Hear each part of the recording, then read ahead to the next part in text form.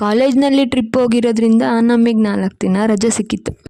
ಕಾಲೇಜಿಂದ ಏನು ರಜೆ ಕೊಟ್ಟಿರಲಿಲ್ಲ, ನಾವೇ ರಜೆ ಹಾಕ್ಕೊಂಡಿದ್ವಿ. ಇವತ್ತು ಕಾಲೇಜ್ಗೆ ಹೋಗಲಿಲ್ಲ ಅಂದರೆ ಬೈಸ್ಕೊಳ್ಳೋದಂತೂ ಗ್ಯಾರಂಟಿ ಅಂತ ಊರಿಗೆ ಹೋಗಿದ್ದೆ. ಸೊ ನಾ ಅಲ್ಲಿಂದ ಬೇಗ ಹೊರಟು ಕಾಲೇಜಿಗೆ ಬಂದು ಸ್ವಲ್ಪ ಸೆಮಿನಾರ್ ಸ್ಕ್ರಿಪ್ಟ್ ಬರೆಯೋದಿತ್ತು. ಸೊ ಅದನ್ನ ಬರ್ಕೊಂಡು ಕ್ಲಾಸ್ ಎಲ್ಲ ಮುಗಿಸ್ಕೊಂಡು ತರೀಕೆರೆಗೆ ಬಂದ್ವಿ. ಸೂಪರ್ ಮಾರ್ಕೆಟಿಗೆ ಹೋಗೋಣ ಬಾ ಅಂತ ಕರೆದ್ಲು. ಟಿಶ್ಯೂ ಪೇಪರ್ ಖಾಲಿ ಆಗಿರೋದ್ರಿಂದ ನಾನು ಒಂದು ಟಿಶ್ಯೂ ಪೇಪರ್ ತಗೊಂಡು ಅವಳಿಗೆ ಬೇಕಾಗಿದ್ದ ಐಟಮ್ಸ್ ಅವಳು ತಗೊಂಡು ನನ್ನನ್ನು ಮನೆ ಹತ್ರ ಡ್ರಾಪ್ ಮಾಡೋದ್ಲು.